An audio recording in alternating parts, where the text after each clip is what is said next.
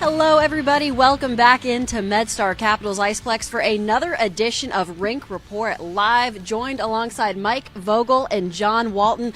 I am Katie Florio, and we have some exciting news because we thank all of you joining live today, but you can also get a bonus episode. This show will now be on the Capitals Radio Network podcast channel every Monday, the audio version as well, so thank you all for tuning in. We have a lot of great stuff to get into, guys, today because the Capitals are coming off of a four-game homestand that I would call a successful one. They pick up points in all four games, going 2-0-2. Logan Thompson was outstanding. And Alex Ovechkin has officially reached 1,000 goals. Before we get to all of that, let's specifically start with LT's performance because a lot of these were low-scoring games and the way he kept this team in each one of them.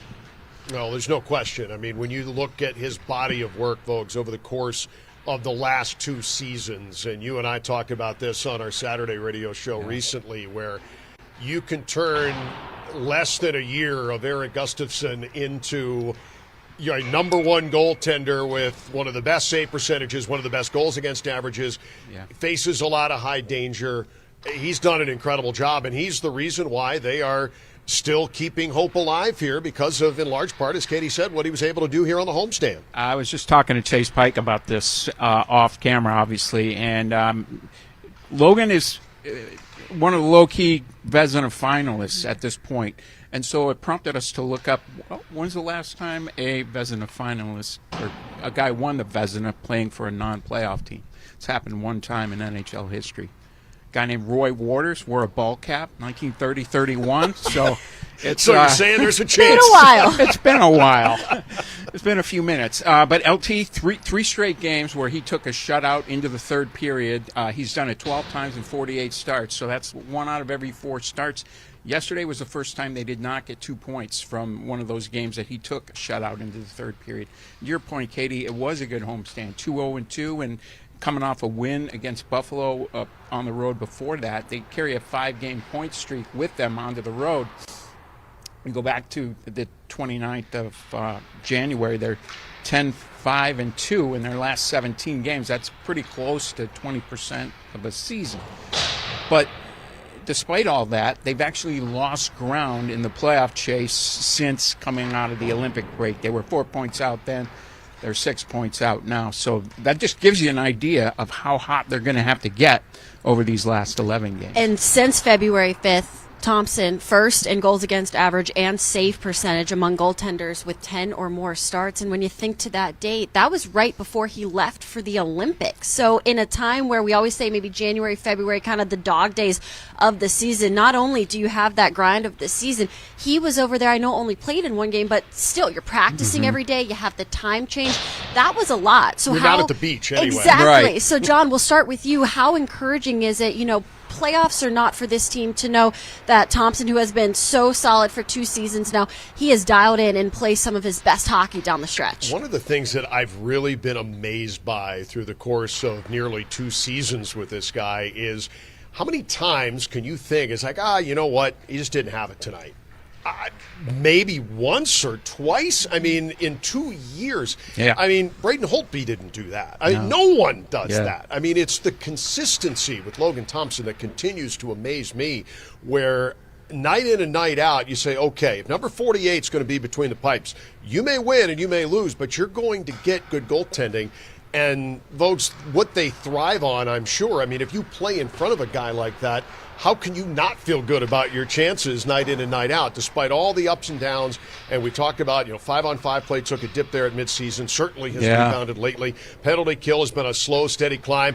3 cheers for Scotty Allen, 80% now, and it's been a long way to get there. That's the slow and steady trajectory, and a lot of that has to do with LT too. So you look across the board, I mean, team MVP, I don't think there's any doubt about it. Yeah, PK, like you said, I think it's best in the league since early January, and LT's a massive reason for that, for sure. But for me, the thing that stands out, and it came to the fore during this homestand, until Nicholas Waugh scored 6 minutes into the third period yesterday, the Caps had not trailed at any point during the entire homestand, and hadn't trailed since the first period of the Buffalo game, which Charlie Lindgren started. So I'm not sure when the last time LT was playing without a lead or playing even. But he's given them a chance to win every game. And to your point about the 5-on-5, they've been challenged offensively here for a good bit now. And so without him, they'd be, who knows where they'd be. I mean, this guy's given them a chance to win games every night, to collect points,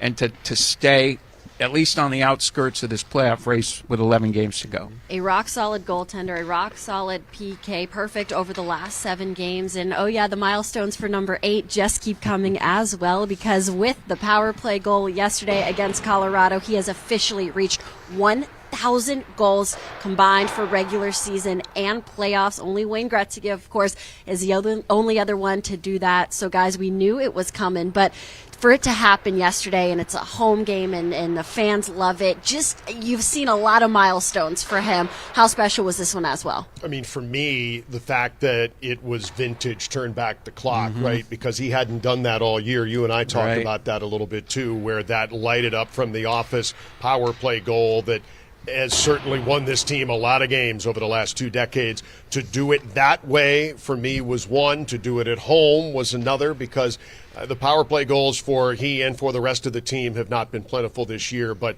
I thought it was a terrific moment. And here, as we get into the late part of the season and now going on the road here with a handful of games left, my goodness. I mean, I can't think of a better way to get 1,000, and he always seems to rise to the occasion, doesn't he? Yeah, and you know, like we've been talking about, the team needs goals, and they don't care who they come from. So he scored twice on the homestand and hadn't scored at home since January 7th prior to that. And like you said, first power play goal at home since, I believe, the 894 that tied Gretzky back against Chicago April 4th of last year. And the other cool thing for me, right away, you're sitting in a hockey rink. It's a Sunday afternoon. You're like, man, this feels familiar. It was a Sunday afternoon in New York, and it's 50 weeks to the day. A Sunday afternoon, that one on the road, this one at home. It was good for him to give the home crowd something to celebrate. Also, it was a massive goal in the game. It's what pulled the Caps a point out of that game, because they had fallen behind. And I love the fact that Cole Hutson starts the play and is forever in the books as having a secondary assist on Alex Ovechkin's 1,000th goal. Well, I want to touch right on that, Vogues, because you have the greatest goal scorer in the history of the NHL reach goal number 1,000, and you have the newcomer, Cole Hutson, who we are so excited to watch for years to come, register his first career assist. Obviously had the empty net goal in his NHL debut, but let's talk a little Cole Hutson, because it has been a whirlwind week for him. He goes right from BU here to Washington, jumps into the lineup, and guys, I thought he looked really, really calm and comfortable. No question. And just to finish up on Ovechkin and Hutson and the 2 moments, one of them, of course, yesterday as he gets the secondary assist, but on his goal and being able, and there it is right there where Alex is the first guy to hug him there. There's a little bit of a bridge between what has gone on here for the last 20 years and what we hope will go for a long time with Cole Hutson after this too. And the fact that they had these 2 wonderful moments, that Alex was right there for the empty netter to embrace him. And then, of course, with 1,000 goals, who better than number 44 and the newcomer in his 3rd NHL game to be able to get an assist on that? That, to me, in what is going to be a learning experience for Cole, no doubt. There are going to be ups and downs. Think about Ryan Leonard over the last year. But both of these guys are going to be pillars for the franchise here for a long time to come. And to be able to have Alex kind of weave his way into that was pretty cool. As he did with Ryan Leonard, too, because Ryan Leonard's first NHL goal also into an empty net on the same night that Alex netted 894 here in Washington. And Ovi and Leno out on the town in Boston the night that Leno signed his contract was pretty fun, too. So I love the way that Ovi's embracing the next generation of Caps star talent. And Katie, I agree with you. I think I've never seen a 19-year-old defenseman step in and just show absolute ice water in his vein, no nerves, calm, composed, poised, and breaking guys' ankles too. Just the moves, the dangles, the head. He's got so much in his toolkit, and it's the kind of things that you can't really teach. So I'm excited. Look, you and I talked about this, how you can't look at this kid as a savior because of the position that he plays and the minutes that he's going to get. eventually you can project him as being a really solid top pair defenseman if everything goes well. But as we know, Johnny, it takes a couple hundred games to figure out what you are when you're an NHL defenseman.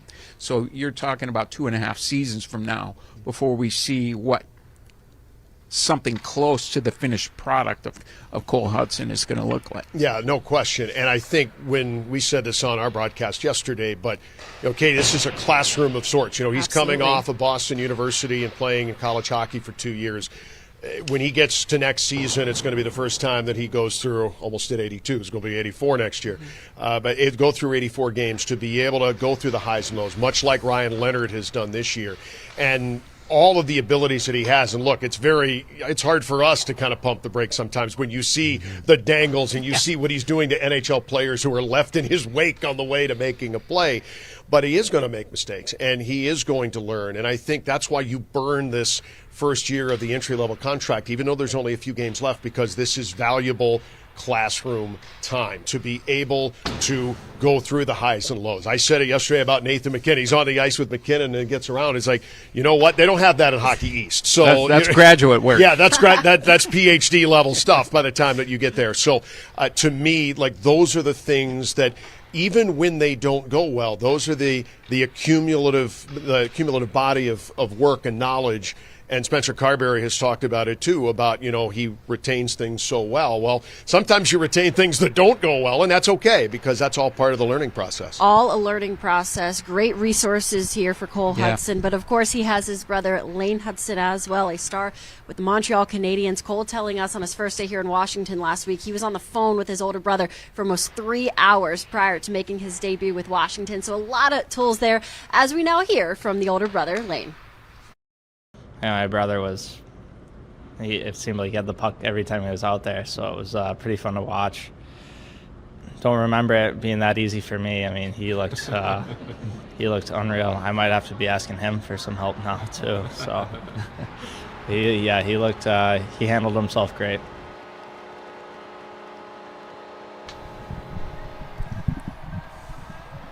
Well, guys, 2 Hutsons in the NHL and another brother doing very well in the American Hockey League as well. So a hockey family through and through. But, John, just how valuable do you think it is to have a brother? We talk so much about, okay, he has Ryan Leonard here who's gone through a similar situation.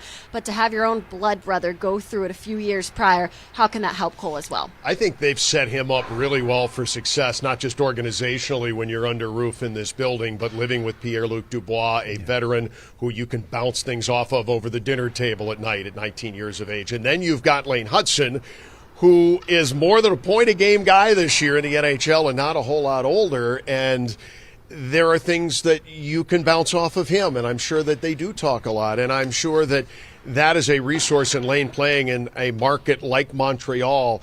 I mean, there's really not much that you're not learning and absorbing if you're Lane Hutson after a couple of years there, and what he was able to do in his first year and what he's doing now in this next year. And I think just being able to have all of those tools in the toolbox, folks, that's all just – it's tough to replicate stuff like that. You can't just say, oh, well, you're going to live in the hotel and, good luck, we'll see you at practice tomorrow. This is a lot deeper than that, a lot more cerebral than that. And I think it's going to serve Cole in the long run very, very well. I agree with you, Johnny. And you go through the Washington room. There's 5-6 guys in there with brothers who play pro hockey. There's a lot of guys. The Caps might have the most guys with brothers in the National Hockey League, but with Cole, it's so different because Lane has actually blazed the trail that Cole is looking to travel down. Right, 2 years at BU, into the NHL. Calder Trophy first year, and Lane's going to get a little more of a taste. Cole's going to get a little more of a taste than Lane got. He only had 2 games at the tail end of his sophomore season in BU. So I think having a brother who plays the same position as you is a similar style of player. And you both have sort of, I think they both play with a little bit of a chip on their shoulders, because I think both of those kids wanted to get drafted in the first round and probably should have been. And I would argue if you did a redraft of both of those drafts, both of those guys would go in the first round. Very exciting futures for the Hutson brothers, but John, you brought up Pierre-Luc Dubois, and I think maybe Team Dad, is that what we can call him now? Because he has been so great about bringing the youngsters under his wing, not just him, but he and his wife opening their homes to Ryan Leonard last season, now Cole Hutson, and oh yeah, there's a little baby Dubois now too. So things have changed a little bit. I think they have 2 or 3 dogs as well, so it is a crazy household there, but you can tell that Dubois, and he said so many times, that was done for him when he was young in Columbus, and he really appreciated how much it had a positive impact on not just his playing ability, but also his everyday life there. And so he wants to give back to the youth here, and Vogues, will start with you this time. How valuable can that be on and off the ice? Yeah, absolutely. And Katie, to your point about PL, he told me last year it was David Savard who he lived with in Columbus for his first year there, David and his wife, and they have a couple of young kids as well at the time, invited PL to move in, and he told me that one of the few regrets he's had in his whole career was that he didn't stay living with the Savards for his second year. He thought, oh, okay, I can handle this on my own now, but I think just having that guy there, that sounding board, and talking to Leno last year and Dubois around this time, those guys would go home and watch hockey, and they would talk about what they saw. And I mean, when you're living with a guy who's a hockey junkie, and you guys can just sit and watch game after game and talk about what you're seeing, there's so much value in that comes to the rink every day that you don't really even see. And I think the history of this game and players reaching out and opening up their homes is one of the really special things about hockey in the NHL. Patrick Marleau for years was doing the same thing in San Jose with whatever kids needed a place to stay. Michael Nylander here with Nicholas Backstrom way back when. Tom Wilson had a billet family that the Caps found for him, and that family with their kids was at his Cup Day in Toronto years after he moved out. So those relationships are really important for young guys trying to find their way, and it's eating the right food, it's getting enough sleep, it's all that kind of stuff. It's having someone who's like a built-in father figure, big brother, right there within the walls that you live in. And oh, by the way, gets it done on the ice and then some, because this is a guy, when you look back at the summer of 2024, if we're a year, 2 years, whatever it would be, and the Capitals continue this ascent and get back to being what they were in, the 2015, 16, 17, 18, where President's Trophies banners were going up and winning the Cup, of course, in 2018. What an incredible move that was. And you look at that summer of 2024, the bringing in of Logan Thompson, the bringing in of Matt Roy, and a deal where you take the guy you signed as your number one goaltender in Darcy Kemper, and you say, okay, listen, we believe that this guy has more to give than he has shown. And now he comes to D.C., and he's the guy who's winning D-zone draws. He's the guy who's out there on special teams. He's the guy who's logging so much. And you think back, he hasn't been here that long to be able to make that kind of impact on and off the ice. It's one thing to be that citizen and that dad figure in the room, but the fact that he contributes so much on and off the ice is such a credit to Hockey Ops for bringing him in and identifying that, because at the time they're like, let's see, Darcy Kemper didn't play a lot down the stretch that year, and Pierre-Luc Dubois didn't have a very good year in L.A. I'd say it worked out pretty good for both teams there. Dubois has been everything and more that the Capitals could have wanted, and I had the chance to catch up with him after practice earlier this week. Well, Pierre-Luc, thank you for joining the show today. I want to start with you individually. Obviously a setback this year with the injury, but you return ahead of schedule. How have you been feeling since your return? Pretty good. It was a long couple months. I was excited to get back, but since I've been back, it's been good. There's been ups and downs. Some days I'm a little bit more sore than others, but at this point of the season, everybody's sore, so I just feel like a normal guy again. If there was maybe any silver lining of it, you were able to be home more with your newborn at the time. How special were those moments? Yeah, it was really cool to see, the first time him rolling over, the first time smiling, all that kind of stuff. You never want to be injured, but the timing of it, personally, in my life couldn't have been better. So So I got to see some special moments with him and help my wife a lot in those first few months when, for a first child, it's new. Everything is new for the both of us. So that was pretty special. On the lines of being a dad, it's like you've become the team dad here. Of course, we know about Ryan Leonard, and now you have a new roommate in Cole Hutson. I know it's been just about a week, so small sample size, but how has he been as a roommate so far? Yeah, he's been good. He already cooked for us last night, so he's got that on top of Ryan right now. The dogs love him too. He's been super nice, polite, respectful. He's a little shy, but we're really getting to know him more and more every day. But met his family; they're super nice too. So it's been really fun getting to know him, and my wife likes him too. So that makes it a lot easier. The cooking is better than Leno already. Yeah, I mean it's not too hard. Leno didn't do anything. We said we're going to start off with cereal, and he made pasta for us. So he's ahead of schedule. Well, on the ice, again, only a few games for him, but it looks like he's fitting right into this team. How have you seen his transition and quick jump to the NHL? Yeah, I mean, it's never easy for a rookie to come in and play, but it makes it a lot harder when you don't have training camp, you don't have a couple practices. You get one practice and you're playing already. But for his first game the other day, he played really well. Second game, same thing. And the second game's often a lot harder than the first one because the first one you're just on a cloud and the adrenaline's there. But I thought last game he played really well. And we're really excited to see what he can do. Once he gets more and more practices and more experience under his belt.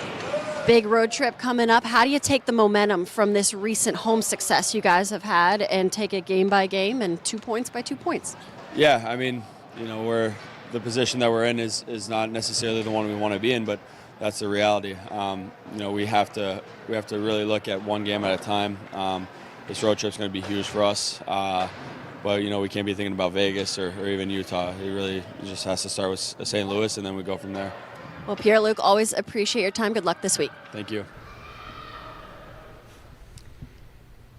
Thanks to Pierre-Luc Dubois for joining us earlier this week. And guys, this is my formal apology to Ryan Leonard because somehow he just keeps getting hit with, I don't know if they're insults, but he's getting what he did at the Dubois household loves to be told around here. And we as media, I know, kind of encourage it with the laughs and stuff. So yes, for Dubois to already say 1 week in, Hutson is a better cook than him. Of course, we know the whole Tide Pod situation from a few months ago as well. But once again, I know Ryan, it's all in good fun, and he loved his time with the Dubois, and now Hutson is as well. So great to see him already meshing well with the family. No question. And what occurs to me is sitting here and listening to Pierre-Luc talk, I don't think it is any accident. We talked about everybody getting into the right seats when Pierre came back, but I think when you look at what the team has done since he came back is certainly has got to be noted here because we talked about how well they played at home. They have. The homestand they just had, what they've done since the Olympic break and the wins that they've put up, and they've played pretty well. What else happened during that time? Oh, that's right. Pierre-Luc Dubois came back into the lineup. He means so much to this team. He came back in the lineup the same night that Logan did, that February 5th game against Nashville, and they missed both of those guys. But Logan was only out for 10 days or so. 47 games without Pierre Dubois. To me, that's the difference between the Caps being in the playoffs or not. You're talking about a difference of six points. I feel like the power play would have, the 5-on-5 would have. There's so many aspects of Washington's game that would have been better for those 47 games. We'll never know, obviously, how things turn out, and injuries are a part of the game, and you just got to deal with them. And, I think the Caps, there's some positives that came out of that. Justin Sorda's emergence as a center. I mean, if PL's in the lineup, Justin's probably a fourth-line right winger for this entire year, and you don't have Ethan Frank here either. So PL's absence, the Caps were able to identify a couple of pieces, couple of relatively young pieces that are going to be probably more valuable than they expected back in September. So slight silver lining there, but I think we know now how much Pierre Dubois brings to the table on and off the ice. The one thing about Sorda, and now 1 goal away after the goal that he had yesterday, now he gets to 15. Chase Pike had a great note in the stat pack going in about guys who are rookies who've gotten to 15 or more goals. Some guy named Ovechkin kind of set the bell curve out there a little bit at 52. But, Richard Zednik, Jeff Halpern, you're a goal away now after Ryan Leonard has done it of having two guys on the same team, and it's only happened 5 times since 1988. So I think that's a real testament to, again, to the silver lining, to bring along Justin Sourdif, and now he knows what he can do in this league. The Capitals know what he can do, and he inserts himself into the conversation, certainly for next season, to earn that kind of ice time again. Well, Dubois said it too in his interview. Where the Capitals are right now in the standings is not where they want to be, as we now take a look at what things are shaken up to be as we get closer and closer to the playoff push. Again, not where the Capitals want to be, but mathematically not counting themselves out just yet. This is a big 3-game road trip coming up as the team leaves for St. Louis today, then Utah Thursday, and Vegas on Saturday night. So guys, taking it game by game, starting with the Blues, the team that you could maybe say is truly a winnable game for this Capitals team, folks. What are you looking out of from Washington Tuesday night to be able to solidify another 2 points? Well, St. Louis has been a little warm lately, let's say, as far as their play on the ice. But the Caps have handled them the last few times and really kind of blew their doors off in St. Louis last season. That was really early in the season. Jacob Chikrin came off injured reserve for that game and had a monster night. They've got to win that game. There's some games at this stage of the season when you're where the Caps are and you're going to have to win probably 8 or 9 games to give yourselves a chance.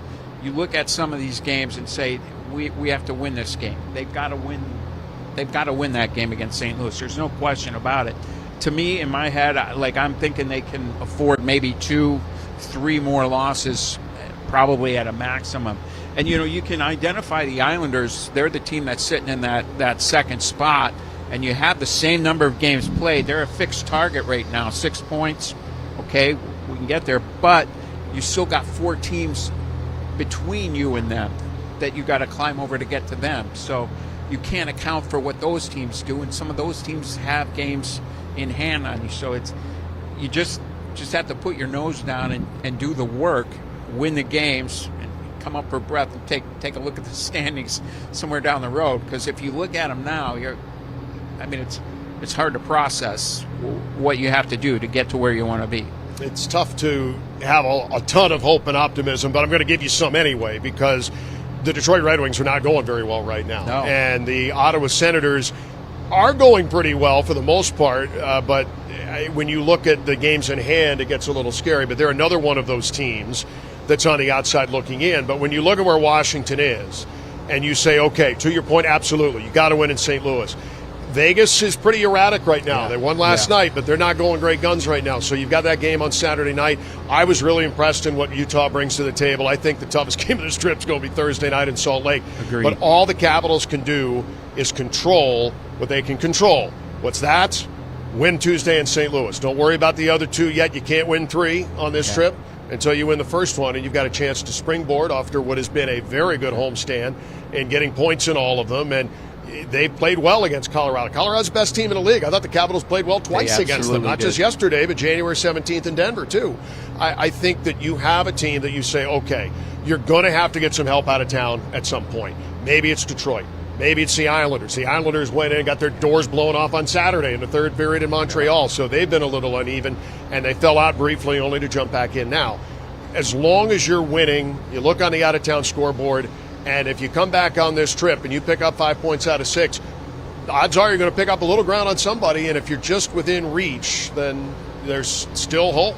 You have to look at it that way. Utah, a young, fast, skilled team. The Capitals just seeing them, unfortunately, falling to them right before the trade deadline. And, then the trade deadline comes nicked out to Vegas. So a guy that the Capitals will see on Saturday night, it'll most likely be Logan Thompson going up against his former team. And it's a Saturday night in Las Vegas. What could be fun about that? So all of that to say, this is a big matchup. And if the road trip hopefully goes well through the first 2 games, the Capitals could really put an exclamation point on it on Saturday night. And Logan plays really well against Vegas, too. Yeah, 3 for 3 so far. All 3 games, he's beat him. He's looked good, and he's got in his head he's a competitor. He's a real hardcore competitor. He wants to beat them more than anybody, for sure. But he will give them a chance to win all 3 of the games on this trip. They got to find a way to generate a little bit more offense. And, you look at yesterday's game, to your point, Johnny, they played so well against the top team in the league, especially the first 40 minutes. I thought they really were good at stopping Colorado from setting up camp in the Washington end of the ice. And so that was the part of the game that sort of faltered a little bit in the third, where a couple of turnovers wind up in the back of your net. And the Caps also forced Colorado into some mistakes and had some odd man breaks and looks. What the Caps don't have right now is guys like Nathan McKinnon and Cale Makar, Marty Necas, Gabriel Landeskog that can convert those opportunities and cash in on those opportunities. So bottom line is they've had to work much harder than the opposition has for the little bit of offense that they've been getting lately. So if they can find a way, and the power play came up with a big goal yesterday, need more of that too. The PK's been, as we've mentioned, fantastic for a couple of months now, since probably the flip of the calendar. But they've got to find a way to generate more offense, and the power play would be a great place to start. Well, an exciting week ahead, no doubt. Thank you both for your insight today. I know you got a plane to catch, so we will wrap this up. Safe travels. Hope you have a wonderful time. Bring back 3 wins. And thank you all for tuning in at home to another edition of Rink Report Live. We'll be right back with you from here next Monday.